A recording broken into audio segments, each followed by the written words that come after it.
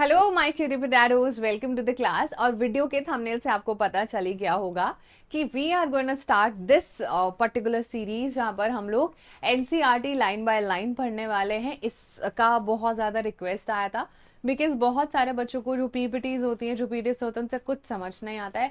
They like कि क्या इससे मैं पास हो भी जाऊंगा, क्या मैं अच्छा स्कोर कर पाऊंगी। एक्चुअली में बहुत लोगों को ट्रस्ट नहीं होता है। लेकिन आज जो मैं आपको दिखाने वाली हूँ कि कोई बात नहीं, अगर आपको ऐसा लग रहा है तो आओ जल्दी से हम एनसीईआरटी पढ़ लेते हैं, क्योंकि एनसीईआरटी से ही पूरा पेपर आ रहा है। अभी आप लोग क्लास 9th में हो और अभी अभी रिसेंटली क्लास 10th का ऑफिशियल सैम्पल पेपर की पेपर कैसा आएगा रिलीज हुआ है। और एग्जैक्टली एनसीईआरटी का छोटे छोटे लाइंस में भी जो भी सारी चीजें गिवन है ना, वो भी हमारे लिए बहुत डिटेल वर्जन में पूछी गई है। काफी कंसेप्चुअल पेपर आया और अगर एनसीईआरटी नहीं देखी है तो 100 आउट ऑफ 100 या अबव 90 80 मुश्किल है। पास तो देखो सभी हो जाते हैं, बट पास हमें नहीं होना है ना, हमें अच्छे से हर एक एग्जाम में अच्छे मार्क्स लेके आना है। एंड फॉर दैट हमें डेली डेली पढ़ना पड़ेगा। तो चलो जल्दी से स्टार्ट करते हैं हमारी आज की क्लास। अच्छा, सबसे पहले इंपॉर्टेंट चीज कि आई नो कि आपको थोड़ा सा क्लियर नहीं दिखेगा ये, बिकॉज बच्चा ये फॉन्ट बहुत छोटा होता है और हम इसको कितना भी रेक्टिफाई करेंगे, इसकी जो क्वालिटी होती है वो थोड़ी सी डिग्रेड हो ही जाती है, कंप्रेस हो जाती है एक जगह से दूसरी जगह ट्रांसफर करने में। एनीवेज, अगर आपको आपके पास ऑब्वियसली एनसीईआरटी होगी और अगर आप सीरियसली पूरे चैप्टर लाइन बाय लाइन पढ़ने वाले हो तो आप अपनी एनसीईआरटी साथ में लेके बैठना and everything will be crystal clear. ठीक है, बस आपसे एक ही रिक्वेस्ट है कि जब भी आप ये वीडियो देखो तो आपके पास आपकी एनसीईआरटी होनी चाहिए। और अगर आप ये वीडियो सुनोगे तो भी बहुत आपको हेल्प हो जाएगी। एंड अगर आपको थोड़ा सा विजिबिलिटी का इशू आता है तो उसका एक ही सोल्यूशन है, that you sit down with your own NCERT and जो जो वर्ड्स मैं बोल रही हूँ उसको मैच करते चलना, तो मल्टीपल टाइम्स रिविजन भी हो जाएगा। तो आज का जो हमारा चैप्टर है, अरे ये क्या हो गया, आज का जो बच्चा हमारा चैप्टर है that is chapter number 1 of history. And ये चैप्टर आपको लिटरली बहुत ज्यादा सताने वाला है। नहीं नहीं नहीं, ऐसा बिल्कुल भी नहीं है। ये चैप्टर बच्चा आपका काफी हाई वेटेड चैप्टर है और इसका अगर बेसिक्स आपने अच्छे से कर लिया तो ये आपको क्लास 10th में भी हेल्प करेगा। Yes, you heard me right. ये आपका क्लास 10 तक एक्सटेंड होता है, जहां पर इसकी कहानी एंड होती है वहीं पर इसकी कहानी क्लास 10 से शुरू हो जाती है। तो this chapter is no brainer, बहुत इंपॉर्टेंट है। चलो आओ पढ़ते हैं क्या हो रहा है। जो भी सारी इंपॉर्टेंट इन्फॉर्मेशन होगी वो ऑब्वियसली मैं स्क्रीन पर लिखते जाऊंगी, तो आप भी साथ में नोट मेकिंग कर सकते हो। On the morning of 14th जुलाई 1789, सबसे पहले हम लोग ये डेट ही लिखेंगे एंड ये डेट तो कुछ तो होने वाला है। ठीक है, 14th जुलाई जो अभी अभी गया भी है हमारा, एंड 1789 दैट इज 1789 का टाइम था। The city of Paris was in a state of alarm. The king had commanded troops to move into the city. King ने अपने जो ट्रूप्स थे, अपने जो सिपाही थे, उनको बोला कि आप सिटी में जाओ। तो पेरिस में कुछ तो गड़बड़ हो रहा था। ठीक है, rumors spread that he would soon order the army to open fire upon the citizens, and some 7,000 men and women gathered in front of the town hall and decided to form people's militia. ठीक है, इन्होंने अपनी एक लोगों की military बना दी। लोगों ने बहुत सारी गवर्नमेंट बिल्डिंग्स को तोड़ दिया क्योंकि उन्हें लग रहा था कि अब जो राजा है वो अपने सिपाही भेज के कुछ गड़बड़ करेगा। लेकिन क्या गड़बड़ करेगा और क्यों करेगा, यही तो जानना है हमें चैप्टर में। अब देखो ध्यान से। Finally, a group of several hundred people marched toward the eastern part of the society, and यहीं से हमें बच्चा सबसे इंपॉर्टेंट पॉइंट, कौन से पार्ट की तरफ लोग मूव कर रहे थे, eastern part of the city. ठीक है, eastern part of the city के तरफ लोगों ने मूव करना शुरू कर दिया। और फिर वो जो है एक उनका वहां पर मिला एक फोर्ट्रेस प्रिजन जिसको बैसिल कहते थे। एक ऐसा जेल जिसमें चारों तरफ क्या था, जिसमें चारों तरफ बच्चा आपके किलाबंदी हुई थी।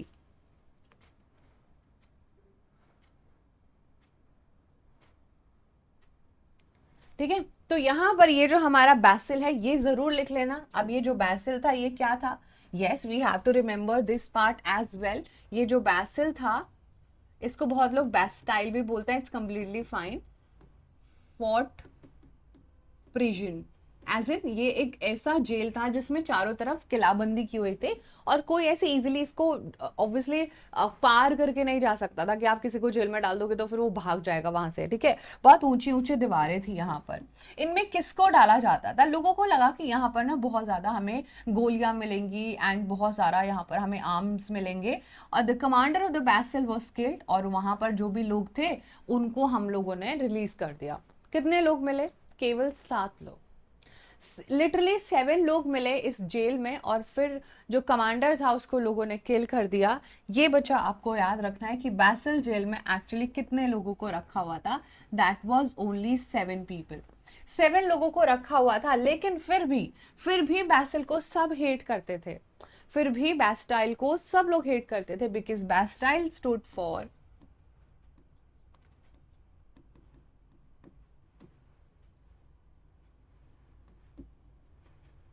despotic power of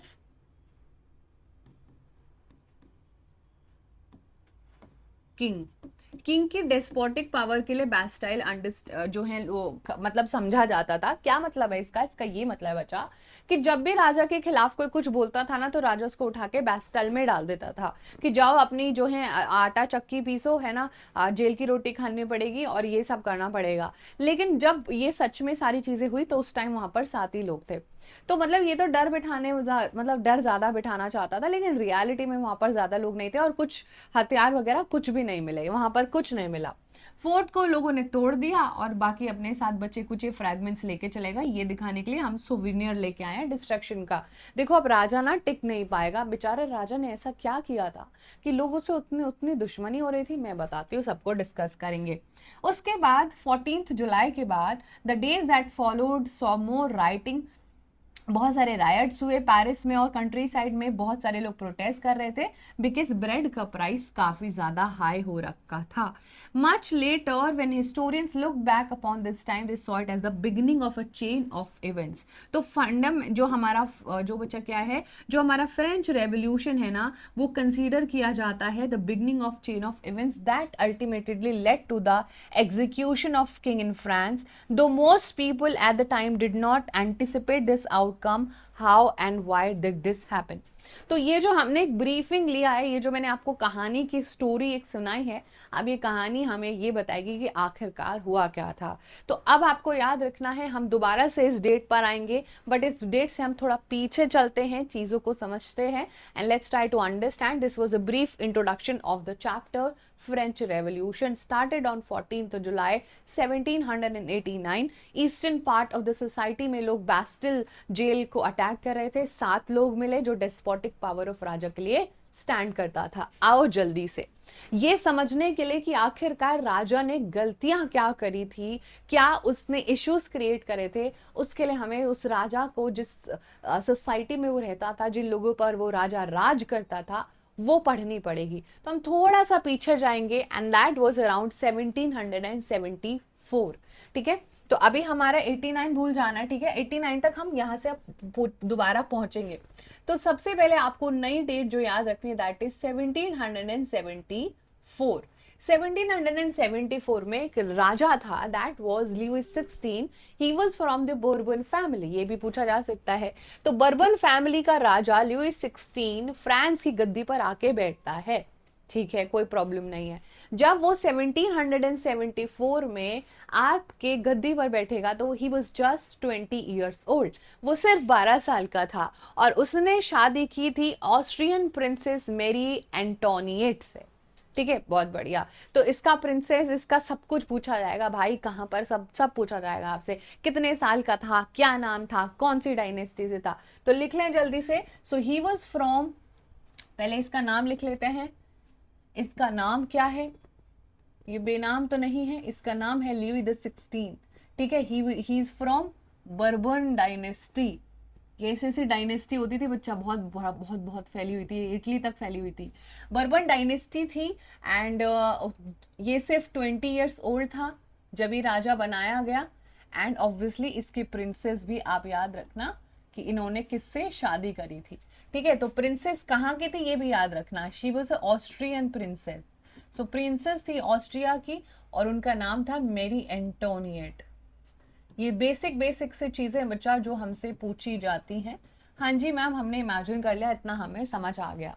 लेकिन जब ये 20 साल का आया था राजा बनने, विच ईयर 1774 ने, तो इसने पाया कि इतने सारे सालों से जो फ्रांस लड़ाई कर रहा था, इससे पहले जो इसके दादाजी थे, इसके पिताजी थे, इसके पूर्वजों ने काफी ज्यादा पैसा एवं ही वेस्ट करा अपनी अय्याशियों में, अपने आप को बड़ा दिखाने के लिए बहुत सारे खर्चे करे थे। और जब लियो 16 आया तो उसने देखा, ओ माय गॉड शिट, यहाँ तो सारा पैसा खत्म हो चुका है। पैसा तो ये लोग नहीं ऑब्वियसली यूज करते थे, इनका करेंसी होता था एक अलग से, जो हम अभी पढ़ेंगे। वो करेंसी हम लोगों को यहाँ पर देखनी भी है। लॉन्ग ईयर्स ऑफ वॉर्स, बहुत सारा फ्रांस के एक्स्ट्रावेगेंट जो खर्चे थे, एक पैलेस होता था इनका, पैलेस ऑफ वर्साई, उसको मेंटेन करने का। आज भी देखे वो ना पैलेस ऑफ वर्साई, चक्कर खा के गिर जाओगे, इतना ब्यूटीफुल है भाई, मेस्मराइजिंग है, ठीक है। तो ये उसका खर्चा भी मेंटेन कर रहा था। अंडर लियो 16 फ्रांस ना 13 अमेरिकन कॉलोनीज को इंडिपेंडेंस लेने में हेल्प कर रहा था, क्योंकि फ्रांस और ब्रिटेन का कट्टर दुश्मनी था, ठीक है। ब्रिटेन अलग देश है, हाँ हाँ ठीक है, फ्रांस अलग है। तो these people were fighting with each other, ठीक है, ये लोग आपस में लड़ रहे थे। और फ्रांस का दोस्ती अमेरिका के साथ हो जाता है कि तुम दोनों का हमारा सबका दुश्मन एक है, चलो उसको हराते हैं। तो अमेरिका में 13 कॉलोनीज बनाई हुई थी, ब्रिटेन ने इंडिया में भी बनाई हुई थी।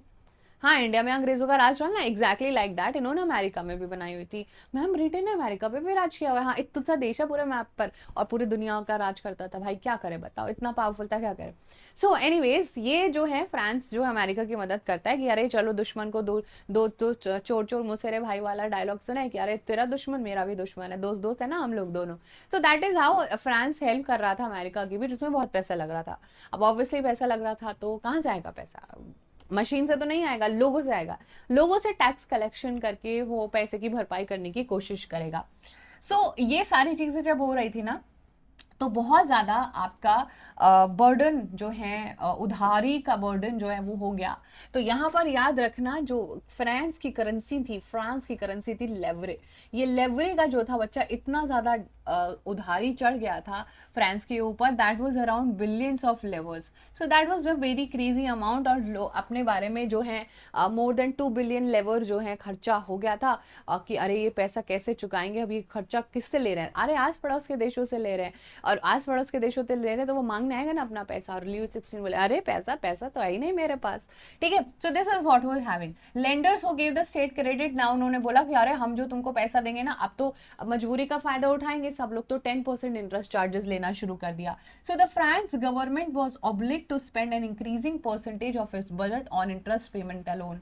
और जो भी सारा पेमेंट था उसका इंटरेस्ट इतना ज्यादा था कि जो पैसा उधार लिया उससे ज्यादा तो इंटरेस्ट ही पे करना पड़ रहा है। कि मैं तुमको 200 रुपए दे दो दूंगी, तुम्हारी मजबूरी है, लेकिन कल को मुझे इसको 1000 रुपए करके देना। यू बी लाइक मैम ये तो क्रेजी नहीं हो जाएगा। तो ये 200 रुपए तो हम चुका नहीं पाएंगे, और बाकी इंटरेस्ट पे इंटरेस्ट लगता जाएगा, कंपाउंड इंटरेस्ट होता जाएगा, चारों लोग चारों तरफ एक दूसरे को देखने लगेंगे। और ऐसे में उसी के साथ एक आर्मी मेंटेन करना, कोर्ट मेंटेन करना, गवर्नमेंट को रन करना, लोगों को पैसा देना। सो स्टेट को अब फोर्स किया जाएगा कि टैक्स लेना पड़ेगा। कहां से लाऊंगा मैं इतना पैसा, मुझे तो लोगों के जेब से पैसा निकालना पड़ेगा, सेट लुईस 16। अब लेकिन आपको याद रखना बच्चा, लुईस 16 जो है वो खुद अकेला ऐसा नहीं कर सकता था। तो लुईस 16 को एक मीटिंग बुलानी पड़ती थी, that was called as a estate general meeting. अकेला नहीं कर सकता था, हाँ नहीं कर सकता था, ये प्रोविजन था। अब एस्टेट जनरल क्या होते थे, ये समझने के लिए तो और ज्यादा पढ़ाई करनी पड़ेगी। देखो, अब एस्टेट जनरल समझने के लिए आपको थोड़ा सा चीजें यहाँ पर ये सारे थोड़ी सी चीजें ये समझनी पड़ेंगी कि ये हमारा बच्चा पहले के टाइम पर सोसाइटी ऐसे डिवाइडेड था, ठीक है। ऐसे डिवाइडेड होने की वजह से यहाँ पर 3 एस्टेट थे, नंबर 1, नंबर 2 एंड नंबर 3।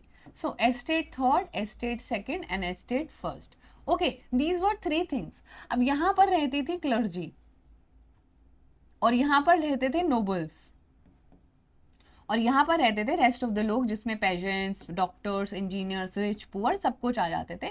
ये लोग 90% थे पूरे सोसाइटी में। अब जब भी कुछ करना होता था ना, तो ये पूरा का पूरा तीनों लोगों के मीटिंग बुलाना पड़ता था, ये आपको डेफिनेटली याद रखना है। और जब इन तीनों लोगों की मीटिंग होती थी तो उसको एस्टेट जनरल मीटिंग बोलते थे, जहां से हर एक एस्टेट का लोग आएगा और वो जनरली चीजें डिस्कस करेंगे। और यही लोग मिलकर टैक्स पे होने वाली कि टैक्स पे करना पड़ेगा उस चीज का डिस्कशन करेंगे। लेकिन यहाँ पर ना 1:1 का ये रेशियो जो है वो काउंट होता था, तो ज्यादातर यही दोनों लोग जीत जाते थे। अब यही सिस्टम को खत्म करने के लिए फ्रांस में रेवोल्यूशन भी होगा।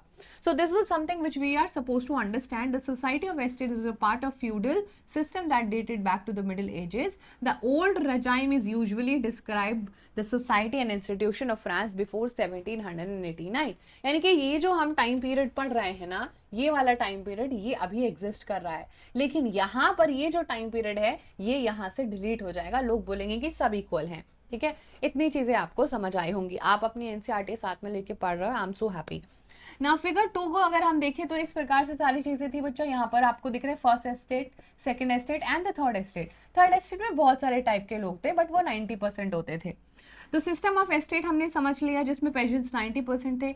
However small number of them के पास छोटी छोटी जमीन भी होती थी। 60% जमीन नोबल्स और चर्च यानी कि क्लर्जी के पास होती थी। क्लर्जी एंड नोबिलिटी सब कुछ एंजॉय करते थे। वो बचपन से ही सोने के चांदी के च्यवनप्राश के चम्मच के साथ पैदा होते थे। वो कोई टैक्स भी पे कर नहीं करते थे। और नोबल्स तो फर्दर फ्यूडल प्रिविलेजेस भी एंजॉय करते थे, यानी कि जो भी लोग पैसा कमा रहे उस पर भी पैसा ये लोग कमाते थे। These included feudal dues which were extracted from the peasant. Peasants were obliged to render services to the lord, to work in house and fields, to serve in the army or to participate in building roads. तो ये आपसे पूछा गया question है कि क्या क्या काम होता था। जो भी पेशेंट्स है उसको अपने कर्जा चुकाना पड़ता था कि ओहो तुम मेरे देश में रह रहे हो तो अभी तुम मेरा घर का काम भी करके जाओ, चलो मेरे घर में डस्टिंग करके जाओ, ये काम आप करोगे वो भी फ्री में, बिकॉज आप मैं मालिक हूँ, आप नौकर हो। ये वाला पूरा चीजें सोसाइटी के लोगों को दिखाई जाती थी। और यही सारे लोग रोड्स बनाते थे, बिल्डिंग्स बनाते थे, कुछ भी सारा रेलवेज का कंस्ट्रक्शन होता था यही लोग करते थे। Always remember that. अब चर्च की भी सुन लो भाई। चर्च यानी कि क्लर्जी। क्लर्जी की बात करें तो church too extracted is share of taxes. सबसे पहले दो चर्च कौन से टैक्स लेता था? लो भाई, चर्च को भी टैक्स दो, है ना। और क्या है, नोबल्स भी अपने फ्यूडल ड्यूज पूरे करेंगे। तो सबसे पहला जो टैक्स है वो है टेथे टैक्स एंड दूसरा है बच्चा टाइले। ठीक है, ये दो टैक्स हमको लोगों को याद रखने जो लोग चर्च को पे करते थे। अब आप बोलोगे कि मैम ऐसे क्यों पे करते थे? अगर मैं आपको बोलूँ कि सब कुछ भगवान की मर्जी से हो रहा है, सब कुछ ऊपर वाले की मर्जी से हो रहा है, तो आप भी तो वो बात मेरी मान ही लोगे ना। एग्जैक्टली ऐसे लोग मान लेते थे। तो जो टेथे होता था बच्चा वो पेशेंट्स से लेते थे आपके क्या बोलते हैं चर्च। और जो टेले होता था दैट वाज मोर लाइक ऐसा टैक्स कि जो आपको किस पर जो है देना पड़ेगा, इनडायरेक्ट टैक्स है जो आप एवरीडे चीजों पर करने वाले थे। तो चर्च भी अपना टैक्स लेता था। और फाइनली इसमें एक डायरेक्ट टैक्स भी होता था जो कि टेले नाम से होता था, नंबर ऑफ इनडायरेक्ट टैक्सेस जो लोग देते थे। तो these were the two taxes which you have to remember very very clearly. ठीक है, इतनी चीजें आई होप आप लोगों को थोड़ी थोड़ी समझ में आई होंगी। सो सबसे पहले हम यहाँ पर लिख देते हैं these were the type of taxes।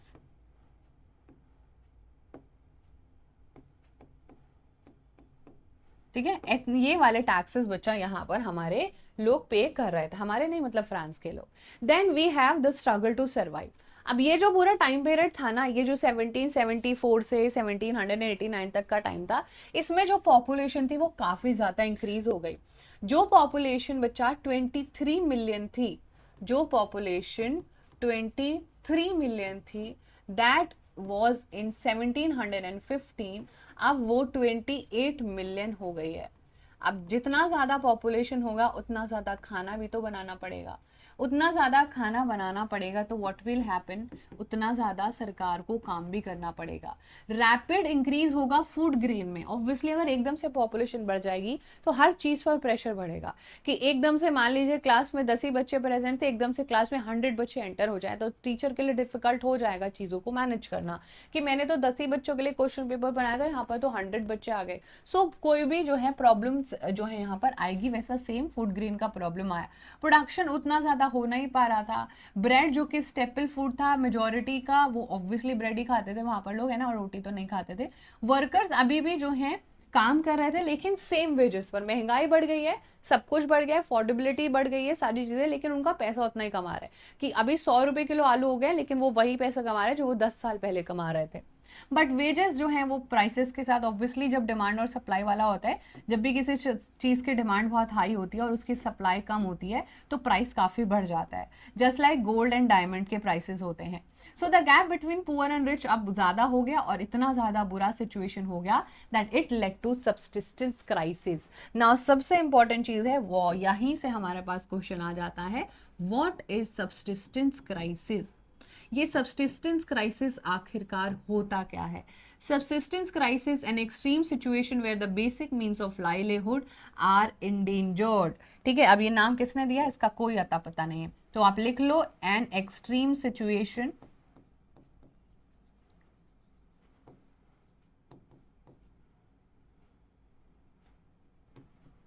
where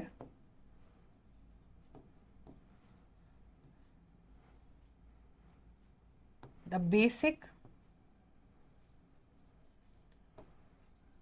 means of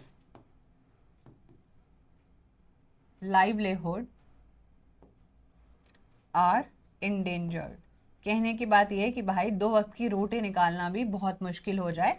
that is what the situation was happening in France during the Louis 16 का टेन्योर। लुई 16 से पहले चीजें बहुत ज्यादा बोझ हो रही थी, लेकिन लुई 16 के सर पर जिम्मेदारी डाल दी कि तेरी वजह से ही हुआ है। ठीक है, तो बच्चा ये पूरा कोर्स होता है, बैड हार्वेस्ट की वजह से क्या होगा, फूड ग्रेन नहीं होंगे। ठीक है, फूड ग्रेन नहीं होगा तो क्या होगा, स्कार्सिटी ऑफ ग्रेन हो जाएगा। स्कार्सिटी होगा तो क्या होगा, ऑब्वियसली फूड राइट्स होंगे, लोगों को खाना नहीं मिलेगा, और फाइनली बच्चा लोगों की वीकर बॉडी हो जाएगी और बहुत ज्यादा डेथ, नंबर ऑफ डेथ्स बढ़ जाएंगे। तो ये पूरा का पूरा आपका एक्टिविटी है, एक्टिविटी के सारे अप्रोप्रिएट टर्म्स यहाँ पर गिवन है, ये खुद से करना ट्राई, बहुत ईजी है, डिफिकल्ट नहीं है। उसी के साथ साथ फिर आती है यहाँ पर एक ग्रोइंग मिडिल क्लास जो बोलेगी कि उसको थोड़ा थोड़ा समझ आने लगेगा कि शायद ये जो लुई 16 कर रहा है ना, डेफिनेटली बहुत कुछ तो गलत कर रहा है। So let me just read it out for all of you. In the past, peasants and workers had participated in revolt, increasing taxes and food scarcity. अभी तक पास्ट में peasants और workers ही जो थे, जो काम करते थे, वो लोग ही बोलते थे कि टैक्स के खिलाफ आवाज उठा, बट उनके पास कोई मीन्स और प्रोग्राम्स नहीं था कि वो ज्यादा से ज्यादा लोगों तक अपनी आवाज पहुंचा पाए। That is what is written over here.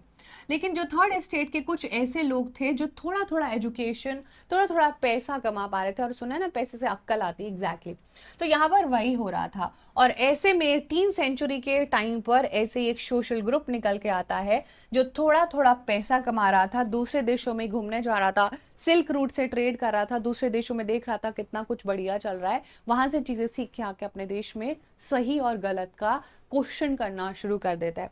और सबसे ज्यादा उसमें आपके काम आएंगे फिलोसोफर्स। ठीक है, अब यहाँ पर ये जो फिलोसोफर्स होंगे, जो चीजों को पढ़ रहे थे, जो चीजों को समझ रहे थे, ये फिलोसोफर्स बच्चा फिलोसफी देंगे कि सोसाइटी कैसे काम करती है, ये सोसाइटी को कैसे काम करना चाहिए। सो this was the most important part, और इन्होंने जो फिलोसफी दी है वो आज भी दुनिया में याद की जाती है।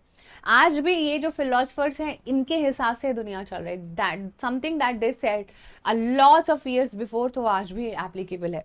वैसे ही सबसे ज्यादा एक फेमस फिलोसफर्स बच्चा यहाँ पर आपको याद रखने हैं, 2 फिलोसफर, लेकिन एक इंसान है जॉन लॉ, एक फिलोसोफर है जॉन लॉ, जिन्होंने अपनी book the true treatise of government, the two treatise of government, इसको याद करने का एक ट्रिक है मेरे पास।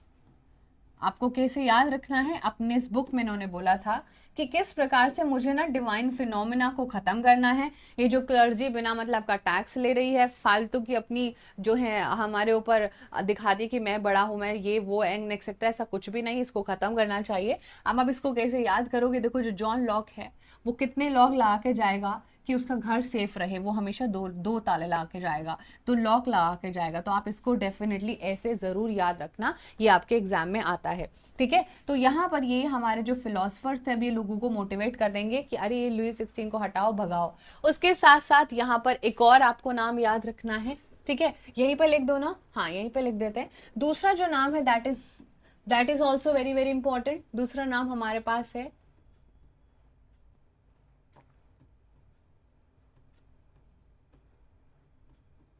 एक और फिलोसफर जिन्होंने आज, इन्होंने जो इतने साल पहले बोला था बच्चा, वो आज भी एप्लीकेबल है, इनके हिसाब से आज भी दुनिया चल रही है।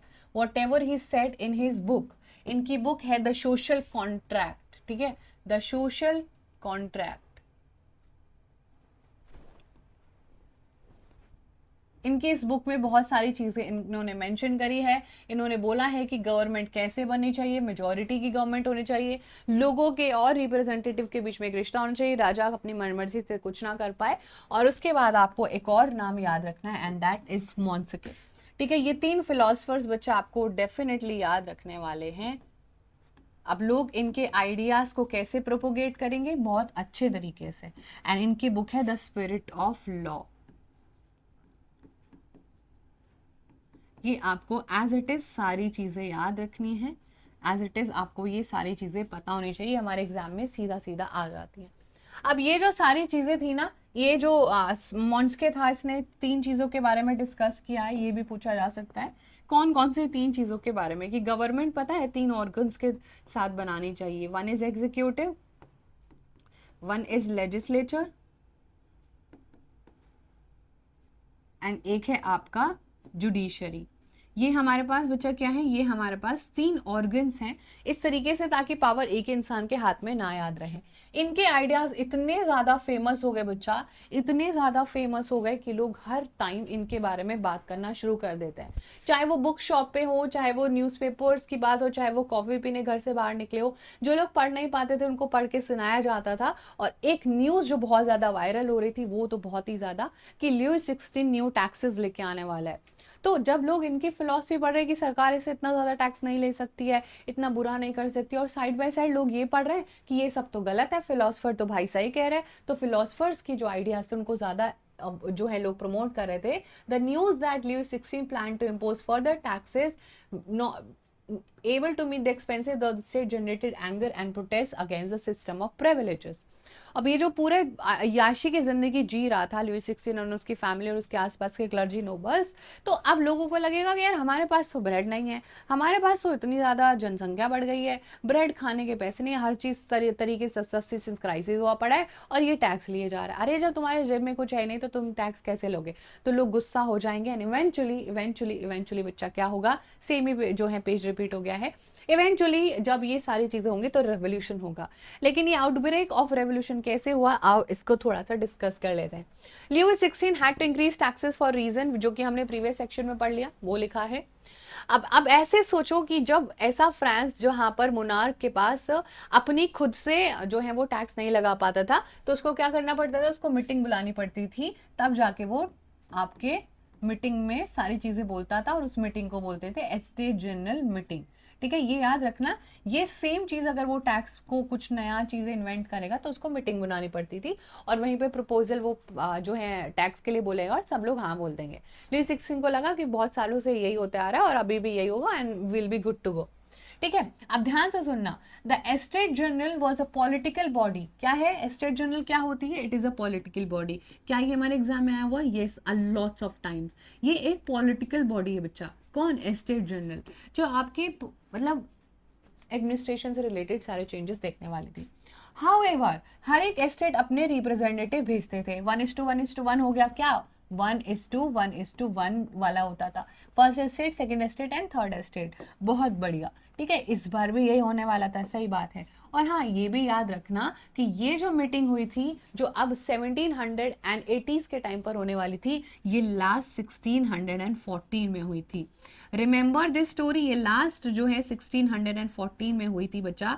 इससे पहले लगभग ऑलमोस्ट 100 + 150 ईयर्स के बाद ये हो रही है, तो इससे पहले कुछ जो है राजाओं ने कुछ बुरा नहीं करा था, तो इतने सालों बाद हो रही थी कि सब लोग एक्साइटेड थे, और इतने सालों के बाद होने मतलब चेंजेस का भी लोग बहुत अलग अलग तरीके से डिमांड करेंगे। चलो नेक्स्ट आ जाओ 5 मई। अभी मई चल रहा है, जून एंड जुलाई, अभी जुलाई नहीं पहुंचे हम लोग। 5 मई को बच्चा याद रखना, 5 मई 1789, Louis 16 called together an assembly of the Estate General to propose and pass new taxes। कौन सा डेट याद रखना है?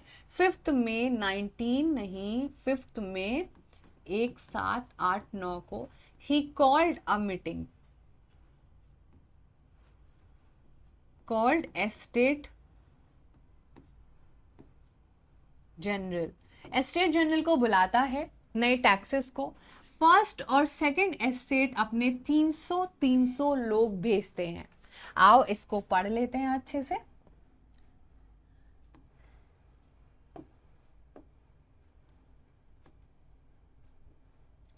300 और 600 ये पूरा रेशियो था।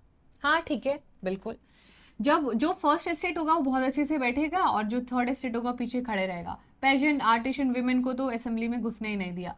However, the grievances and demands were listed in some 40,000 letters, जो कि सारे रिप्रेजेंटेटिव थर्ड स्टेट के अपने साथ लेके आए थे। 40,000 लेटर लेके आए थे, ये वो खराब है, सारी अपने डिमांड्स को बताने के लिए आए थे।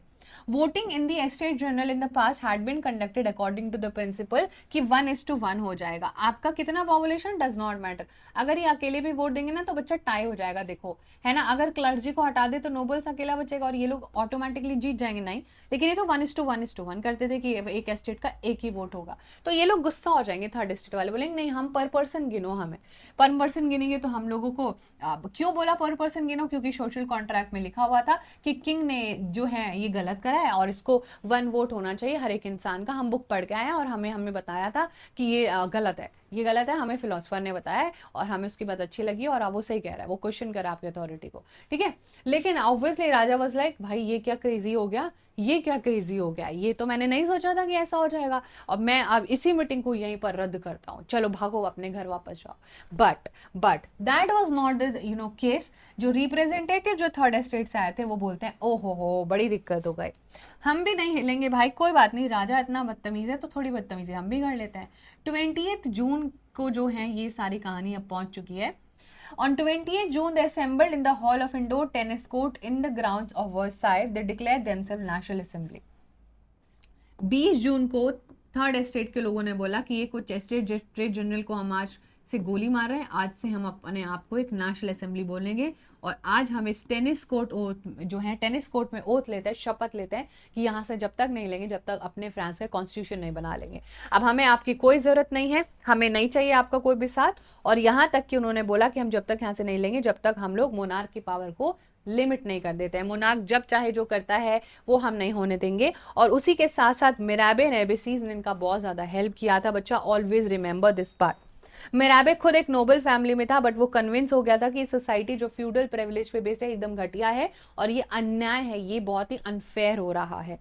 और वो अपने साथ बहुत सारे पावरफुल स्पीचेस जो हैं वर्साई के असेंबली में भी देते हैं कि नोबल्स का दिमाग खराब हो गया है और वो जो कर रहे हैं वो बिल्कुल ठीक नहीं है। और इवन जो एबेसीज थे, जो प्रीस्ट थे बच्चा, जो खुद क्लर्जी और नोबल से आते थे, अच्छे लोग भी थे क्लर्जी में, तो प्रीस्ट यानी कि पोप वाला रिलेटेड क्रिश्चियनिटी वाला क्लर्जी चर्च वो एबेसेस से। और इवन एबेसेस ने बच्चा यहाँ पर आप देखो कि उसने एक pamphlet what is the third estate, ठीक है। तो एबे ने क्या बोला था, एबेसेस ने बोला था कि व्हाट इज थर्ड एस्टेट। भाई आप क्या चाहते हो थर्ड एस्टेट से, क्या है हमारी थर्ड एस्टेट, ठीक है, हमारी थर्ड एस्टेट क्या है, what do we mean by third estate. ये सारी कहानी चल रही है, धीरे धीरे धीरे धीरे चीजें आगे बढ़ेंगी, थोड़ी सी और चीजें देखेंगे। While the national assembly was busy at Versailles drafting of constitution, बाकी फ्रांस के पूरे हिस्से में टर्मोइल था। फ्रांस के जो बड़े बड़े ज्यादातर रिप्रेजेंटेटिव से बच्चा वो देखते हैं कि पूरे के पूरे फ्रांस में अफरा तफरी मची हुई है। उसी के साथ साथ एक ऐसा समय जहाँ पर हर तरफ से मार पड़ रही थी, सर्दियों में बहुत ज़्यादा फसल खराब हो गई थी, ब्रेड के प्राइसेस हाई हो रहे थे, सरकार ढंग की नहीं है, बेकर्स की सिचुएशन एक्सप्लॉइटेशन हो रहा था। ब्रेड थी तो बेकर्स उनको होल्ड करके रख लेते थे, महंगी होगी तो बेचेंगे, तो चारों तरफ से लोग बेसिकली परेशान थे। और घंटों घंटों लाइन में खड़े होने के बाद भी जो है बच्चा उन लोगों को ब्रेड नहीं मिलती थी और वो बच्चे जो माँ होती थी बड़ा गुस्सा हो जाती थी। और फाइनली एक बहुत बड़ी अफवाह जो है, at the same time the king order troops to move into Paris on 14 July, the agitated crowd storm and destroy the Bastille. समझ में आया। अब हमारी कहानी फाइनली, ये जो कहानी हमने अपने इंट्रोडक्शन पार्ट में शुरू करी थी वो यहाँ पर आके एंड हुई है। एंड होने के बाद क्या होगा कि एक ऐसे न्यूज़ की अब जो है ये जो पूरे चारों तरफ अफरा तफरी मची हुई है, नेशनल असेंबली अपना कॉन्स्टिट्यूशन बना रहा है, लोग आपस में लड़ रहे हैं बाहर, तो राजा ने बोला अपने ट्रूप्स भेजो, मैं अपने ट्रूप्स भेजता हूँ, इस सिचुएशन को कंट्रोल करो। जैसे ही लोगों को पता चला कि राजा के ट्रूप्स आने वाले हैं, तो उन्होंने उससे पहले ही राजा के प्रिजन पर अटैक कर दिया, उसके बैसल पर अटैक कर दिया, और उस दिन से आज तक ये जो है फ्रेंच रेवोल्यूशन डेट होती है, and that was 14 July and 1789। कुछ भी एकदम से नहीं होता है, everything has a back story, हर एक कहानी की, हर एक चीज की एक स्टोरी होती है, एंड ऐसे हमने फ्रेंच रेवोल्यूशन की भी स्टोरी सुनी। कंट्री साइड में ये सारे जो र्यूमर्स थे बच्चा वो फैल गए, कंट्री साइड मतलब गांव गली मोहल्ले दूर दूर तक, है ना, जहां पर वर्साई होगा, that is the main city, that is the main urban area, और उसके बहुत सारे रूरल एरियाज जो फ्रांस में थे, वहां पर जो मेनोर होते थे, वो मेनोर क्या करते थे, वो बहुत ज्यादा पैसा वसूली करते थे, basically they were more like जमींदार ऑफ इंडियाज टाइम पीरियड। ठीक है, ये जो है इन लोगों ने क्या करा, हायर किए गुंडे और सारी फसलों को जला दिया, और ज़्यादा वर्स हो जाएगी सिचुएशन। अगर कोई भी पेशेंट्स था वो बहुत सारे जो भी कैसल थे नोबल्स के, जो महल थे बेसिकली, वो उन पर अटैक करना शुरू कर दिया।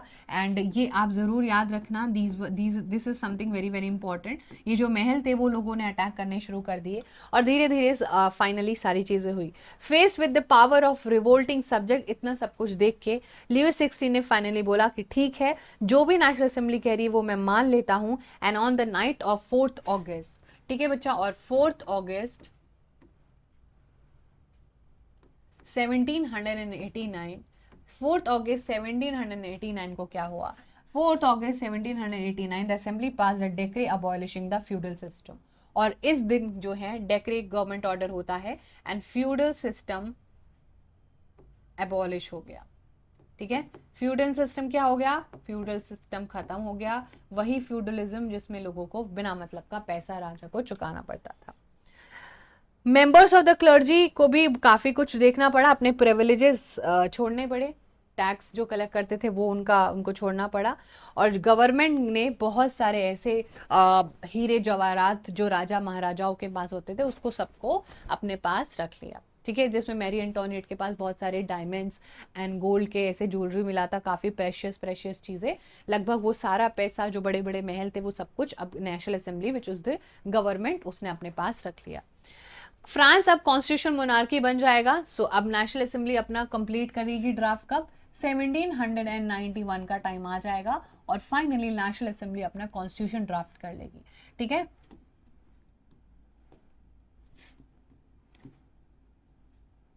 National assembly drafted its constitution. ठीक है, नेशनल असेंबली अपना कॉन्स्टिट्यूशन ड्राफ्ट कर लेगी 1791। इसका मेन ऑब्जेक्टिव था to limit the power of the monarch, monarch की पावर को कम करना। These power instead of being concentrated in the hands of one person, अब वो अलग अलग डिफरेंट इंस्टीट्यूशन, जो कि मॉन्स्के ने बोला था लेजिस्लेचर, एग्जीक्यूटिव एंड जुडिशरी, उसमें चले जाएगा। एंड फ्रांस एक अब क्या है, देखो राजा तो है, राजा अपने आप डिसीजन नहीं ले सकता, that is the entire definition of constitution monarchy. ठीक है, तो कॉन्स्टिट्यूशन के हिसाब से मोनार्की को चलना पड़ेगा। Monarchy word is still being used because people were not ready to accept the change 100%, इतना radical change कोई भी नहीं सोसाइटी में एक्सेप्ट कर पाएगा। The Constitution of 1791 vested the power to make laws in the National Assembly, जो कि indirectly elected होती थी।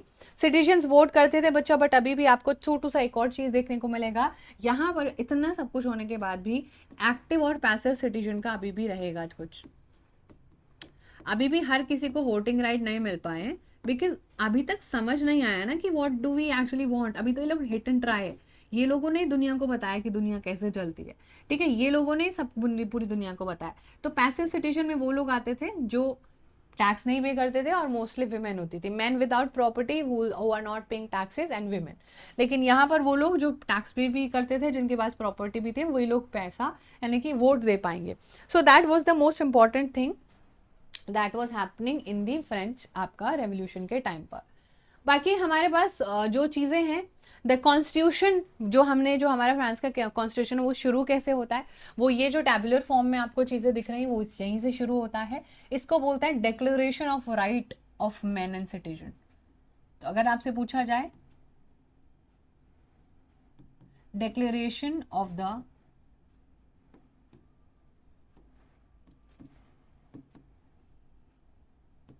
Rights of men and citizen. ठीक है, this is something which you have to remember from this portion.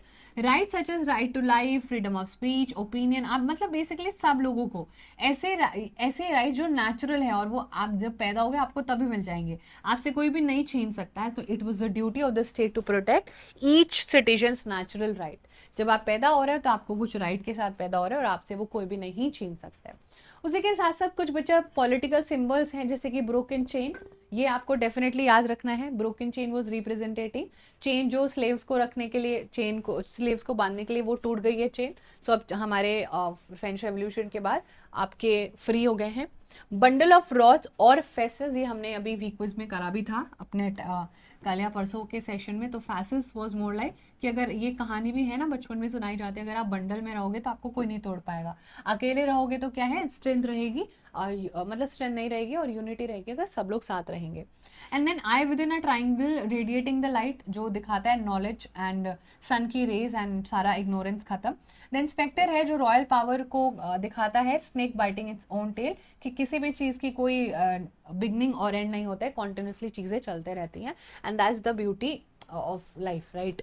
Then बच्चा red cap, ये जरूर याद रखना, ये रेड कलर पूछा जाता है. व्हाट वाज द स्लेव, जो स्लेव पहनते थे फ्री होने के बाद वो रेड कलर की कैप पहनते थे. Blue white red national colour of France, very very very very important. ठीक है, दोनों ही बहुत इंपॉर्टेंट है. Then winged women, personification of law, अगर आपने विंग्ड विमेन देख पा रहे हो. एंड द लॉ टैबलेट, जो कि हमने पढ़ा ही था, जो सबसे पहले डिक्लेरेशन करता है, जिसमें अभी विमेन का बात नहीं हो रहा है, विमेन का बात फाइनली होने लगेगा. This was something we were suppose to remember. अब ये सारी चीजें हैं बच्चा जहाँ पर कुछ चीजें हम लोगों को देखने को मिलेंगी. अब ये सारी चीजें हम लोगों को जब देखने को मिलेंगी, एक सेकेंड रुकना जरा. हाँ ठीक है, ये आगे पीछे हो गया पेज. नाउ यू इमेजिन इतनी सारी चीजें ठीक चल रही थी. ठीक है, इतनी सारी चीजें अभी तक ठीक चल रही थी. But what happened was that कि अभी जो हमारी नेशनल असेंबली थी उससे इतनी चीजें संभल नहीं पा रही हैं. जैसे कि फॉर एग्जांपल अभी भी वो एक्टिव और पैसिव सिटीजन्स के बीच में पूरा घमासान कर रहा है ना. पूरा सारा स्टोरी अभी भी एक्टिव और पैसिव सिटीजन के बीच में पूरे लड़ाई झगड़ा हो रहा है. तो that was something which was happening. तो यहाँ पर ना बहुत सारे पॉलिटिकल ग्रुप्स बनने लग गए और उनमें से एक पॉलिटिकल ग्रुप लोगों को बड़ा पसंद आएगा कि यार नेशनल असेंबली इतनी भी अच्छी नहीं है. अभी भी पैसिव सिटीजन तो नाराज ही थे ना, सबको 100% तो लोग खुश नहीं थे. तो जो पैसिव सिटीजन थे वो अभी भी नाराज थे. एंड जो पैसिव सिटीजन नाराज थे उन्होंने अब अपने बहुत सारे पॉलिटिकल ग्रुप्स बनाने शुरू कर दिए. और ऐसा एक ग्रुप था एंड दैट वाज बच्चा आपका जैकोबिन क्लब. ऐसा एक क्लब था, that was Jacobin club. So Jacobin club भी एक पॉलिटिकल क्लब था. सो ये आपको यहाँ पर थोड़ा सा याद रखना पड़ेगा. सो अब जो है हमारी कहानी थोड़ा सा ट्विस्ट लेके आई. आपको क्या लगा सब कुछ सही हो जाएगा? जैकोबिन क्लब जो था वो एक पॉलिटिकल ऑर्गेनाइजेशन. ऐसे बहुत सारे क्लब, ऐसे बहुत सारे ऑर्गेनाइजेशंस बनते नजर आ रहे थे और एक जो सबसे ज़्यादा फेमस हुआ दैट वाज जो है आपका बच्चा, दैट वाज जैकोबिन. जैकोबिन इतना फेमस हुआ एक टाइम पर कि उसने क्या है अपनी एक डायरेक्टरी बना ली. ठीक है, उसने अपनी सारी चीज़ें कर ली, यहाँ पर सारी चीज़ें उसने अपने कंट्रोल में ले ली और धीरे धीरे उसने जो अपना पूरा टेरर दिखाया वो बहुत ही बुरा था. और एक टाइम ऐसा आएगा बच्चा जो कि क्या है, reign of terror. Reign of terror आएगा from the period of 1793 to 1794. 1793 से 1794 को रीन ऑफ टेरर कहते हैं. जो रोबोस्फेयर जो जैकोबिन क्लब का लीडर था, जैकोबिन क्लब अब रूल करेगा. और ये रूल भी इसलिए कर पाता है बिकॉज ये ना लोगों का ट्रस्ट बड़ी जल्दी से जीत लेता है कि देखो मैं तो ना नॉर्मल आटा खाता हूँ, मैं तो जो है अपना ड्रेसिंग सेंस भी बिल्कुल अलग रखता हूँ. अभी भी जो एक्टिव सिटीजन है वो कितना अय्याशी की जिंदगी जी रहा है, अभी भी पैसिव सिटीजन को कोई नहीं सोच रहा है. तो लोग इसको बहुत ज़्यादा सपोर्ट करते हैं और ये ना बहुत ज़्यादा सीवियर कंट्रोल भी करेगा. सीवियर कंट्रोल करते करते ये बहुत सारी चीज़ें इवन जो हैं सारी चीज़ें यहाँ पर हो रही हैं. ऑल जो है इनको एनिमी लगते थे, जो उसके खिलाफ बोलते थे, चाहे वो कुछ कोई भी कोई पॉलिटिकल पार्टी क्यों ना, इसको अरेस्ट कर लेता था. और अगर वो अरेस्ट करने के बाद गिल्टी, मतलब सबको ये गिल्टी बोल देता था और उनको फिर ग्लूटाइन कर देता था. और ग्लूटाइन क्या होता था बच्चा? ये होता था किसी भी इंसान को बीहेड करना. बीहेड मतलब उसका बॉडी और उसका सर अलग कर देना, सोचो। तो ये जो है ये हम लोगों को यहाँ पर देखने को मिलता है। देन ये सारी चीज़ें यहाँ पर हो रही हैं। इफ द कोर्ट, ये पूरा हमने पढ़ा और ये डॉक्टर ग्लूटाइन ने इन्वेंट किया था।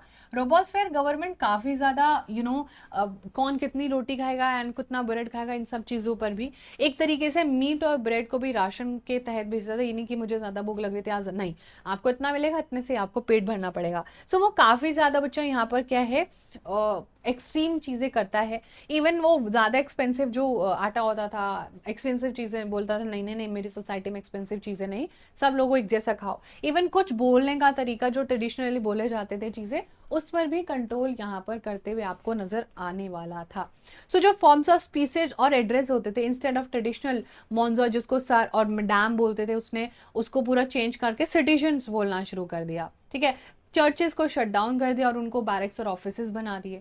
रोबोस्फेयर की पॉलिसीज इतनी ज़्यादा खराब थी कि लोग उसी से हाथ जोड़कर विनती करने लग जाते हैं कि भाई क्या कर रहा है, तो भाई हमें तो बख्श दो। लेकिन अपनी कब्र इसने खुद ही खोद ली थी। तो एक टाइम ऐसा है जब फाइनली जो कोर्ट ने इसको बोला कि नहीं bro, this is something not you should be doing, और 1794 में इसको भी ग्लूटाइन कर दिया। जो ये सबके साथ करता था, लोगों ने उसके साथ भी कर दिया। हाँ, एक और चीज़ याद रखना, जैसे ही आपका जैकोबिन पावर में आया था तो उसने सबसे पहले आपके ट्रेजन के चार्जेस पर, मतलब देशद्रोही इनको बोलकर, लुइस 16 को भी ने जो है यहाँ पर 21 जनवरी 1973, जो कि एक पैलेस था, प्लेस दे ला कॉनकॉर्ड में एग्जीक्यूट कर दिया था। और उसके थोड़ी देर बाद जो है shortly after queen Mary Antoinette को भी एग्जीक्यूट कर दिया था। तो दिस वाज समथिंग बच्चा जो है ये हमें देखना है, जो हमें जैकोबिन क्लब के पोर्शन से याद रखते हैं। तो आपको कुछ डेट्स हैं, that is something which is 21 जनवरी, ठीक है। 21 जनवरी आप याद रखना, क्या कौन से चार्जेस पर उसको ये सजा सुनाई गई थी और कौन सी जगह पर, ये डेफिनेटली आपको याद रखना है। फिर उसके बाद जैकोबिन क्लब का, ऑब्वियसली जब जैकोबिन को ग्लूटाइन कर दिया, मतलब रोबोस्फेयर को ग्लूटाइन कर दिया, तो अब क्या होगा, एक नया कॉन्स्टिट्यूशन आया जिसने नॉन प्रॉपर्टी मैन को जो है डिनाई कर रहा था। तो अब यहाँ पर क्या होगा, it provided 2 elected legislative council, जो कि अब एक डायरेक्टरी में 5 लोग होंगे।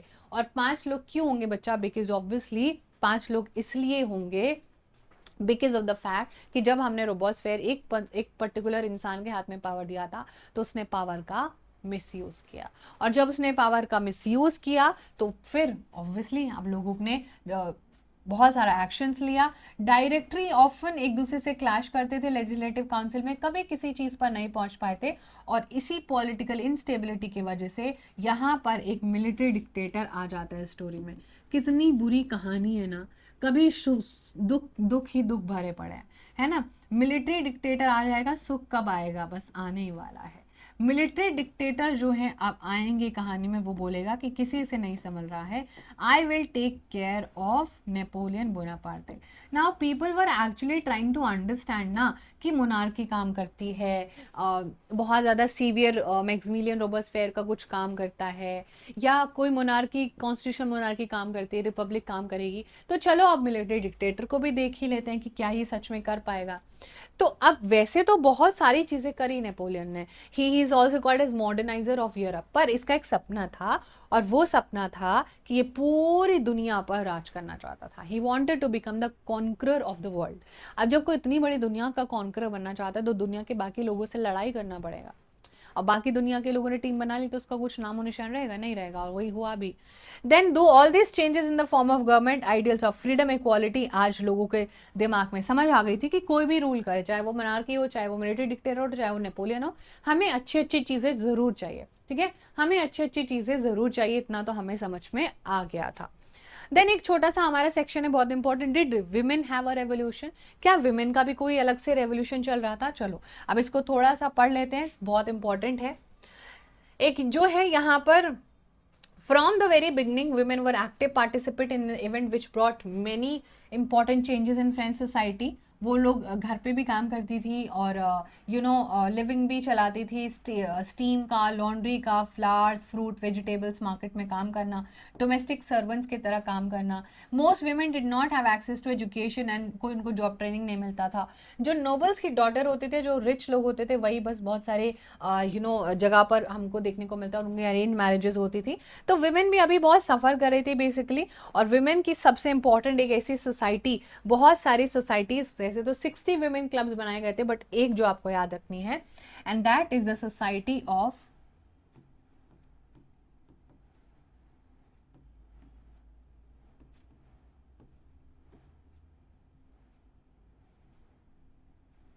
द सोसाइटी ऑफ रेवोल्यूशनरी, जो कि आपको यहाँ पर दिखाई दे रही है, the society of revolutionary and Republican women, जहाँ पर ये विमेन अपने बारे में, क्योंकि आपने पूरे चैप्टर में विमेन के बारे में कोई जो है बातें होते हुए नजर नहीं आई।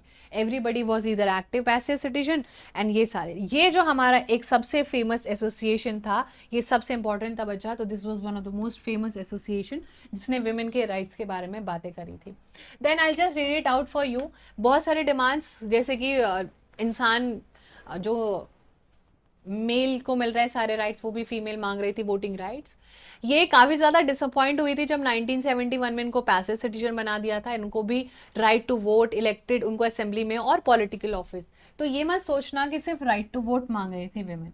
Right to vote, yes, that was one of the cause. Right to vote भी चाहिए, इलेक्शन भी, इलेक्टेड होना है हमें, ठीक है, और obviously elected to the assembly, और हमें भी पॉलिटिकल ऑफिस में बिठाओ, हमें भी आपसे डिस्कस करनी है चीज़ें।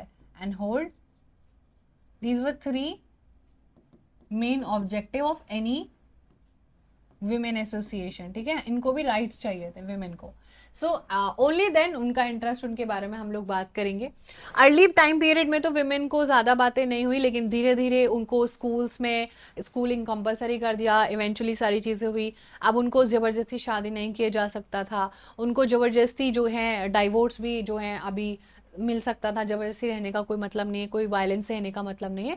अब वो जो है अच्छे अच्छे अपने जॉब्स भी कर सकती थी, स्मॉल बिजनेसेस भी रन कर सकती थी। विमेन का जो स्ट्रगल था वो थोड़ा हमने देखा, लेकिन हाउएवर चलता रहा। लेकिन रीन ऑफ टेरर का जो टाइम था, वहाँ पर थोड़ा रोबोस्फेयर ने उनका नहीं सुना, बिकॉज रोबोस्फेयर ऑब्वियसली किसी की भी नहीं सुन रहा था। उसने विमेन की भी बहुत सारी पॉलिटिकल एक्टिविटीज़ को बैन कर दिया। Women movement for voting rights and equal wages वो अगले 200 साल तक चलता रहा।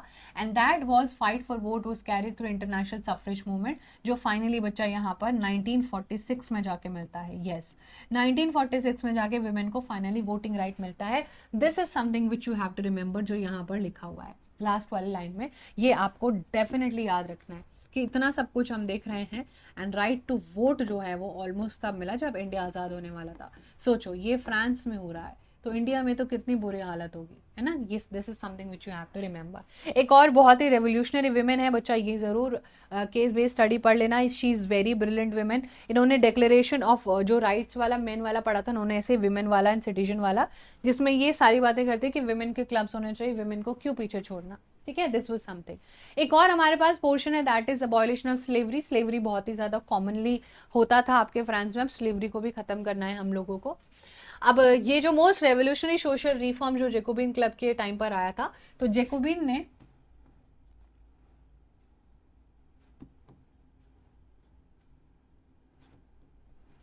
Abolished slavery.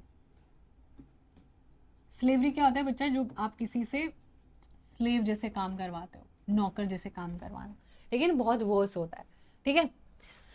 कॉलोनीज थी Caribbean, Martinique, Guadeloupe, San Domingo were very important supplier of commodity such as tobacco, indigo, sugar and coffee.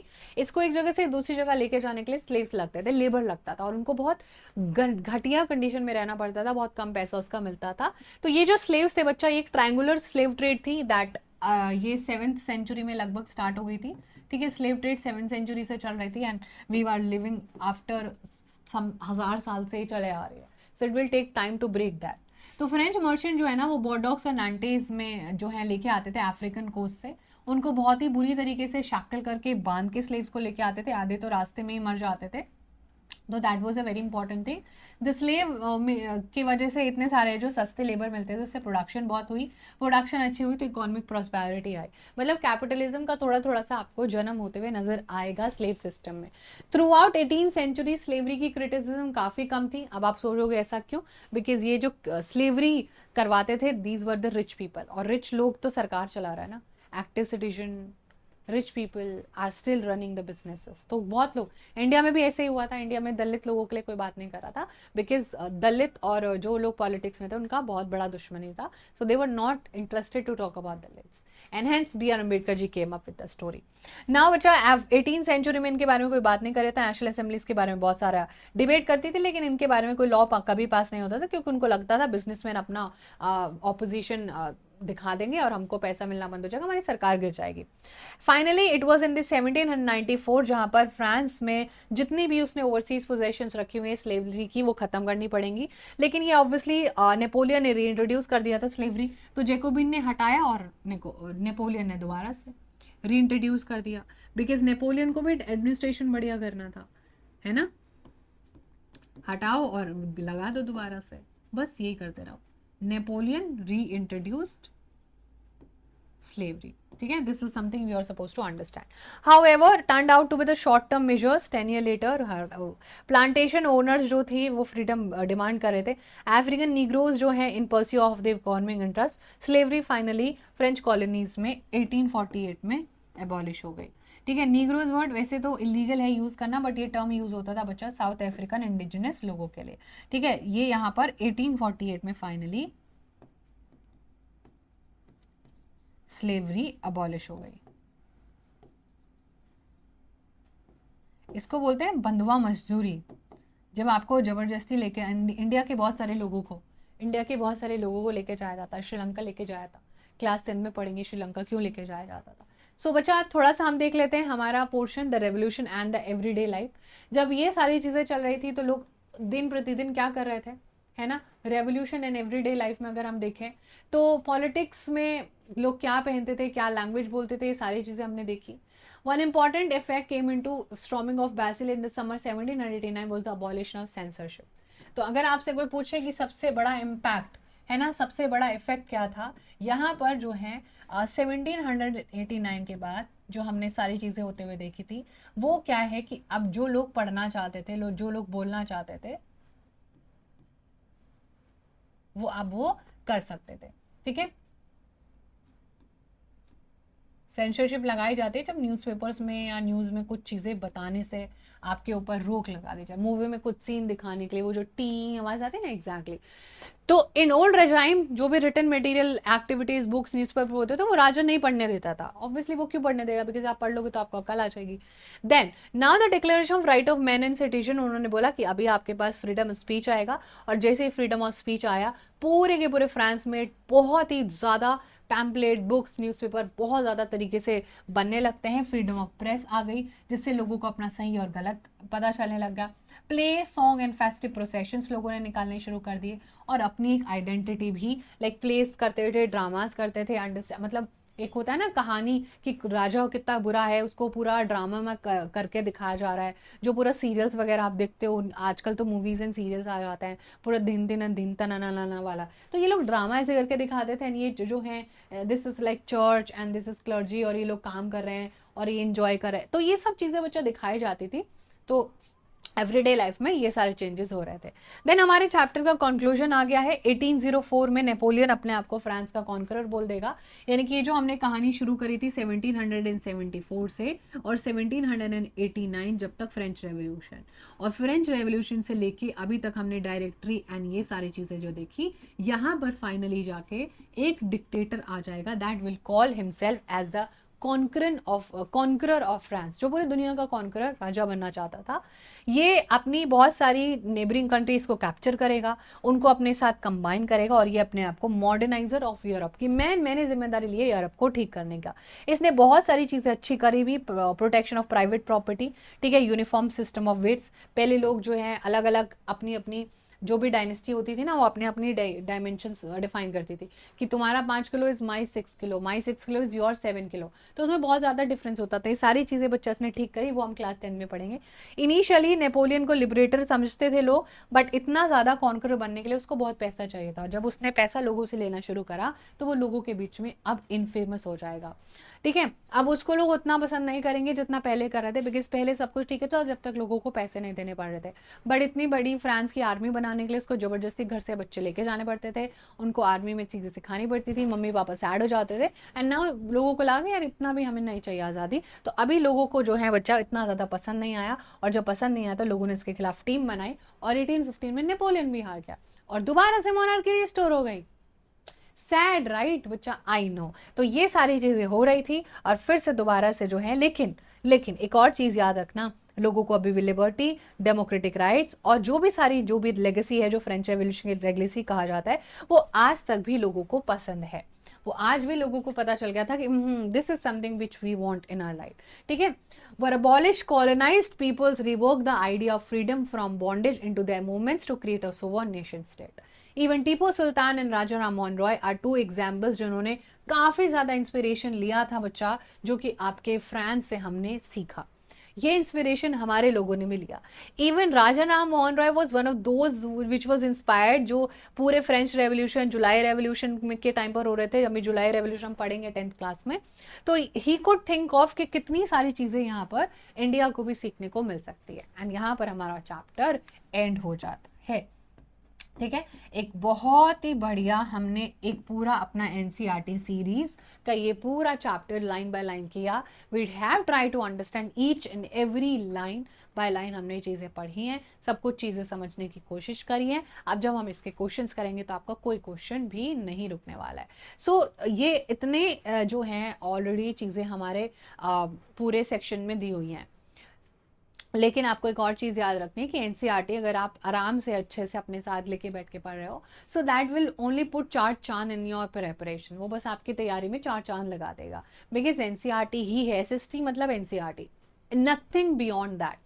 Yes you can take up with some practice question, या आप कोई प्रैक्टिस शीट वगैरह ले सकते हो, but buying any help books and everything is just waste of money, because आप NCERT कर लो and you will be sorted for life. ठीक है, एसएसटी की बात कर रही हूँ, बाकी सब्जेक्ट में तो बहुत सारी बुक्स लगती हैं। सो एसएसटी में आपको कुछ नहीं, बस एनसीईआरटी जो है रखनी है अपने पास, and you will be good to go. So that was all about this session everyone. I hope आपको बहुत मजा आया होगा, आपने लाइन बाय लाइन सारी चीजें मेरे साथ पढ़ी भी होंगी। एंड अब मिलते हैं अपनी नेक्स्ट क्लास में। Thank you so much and you all lots of love, bye, take care.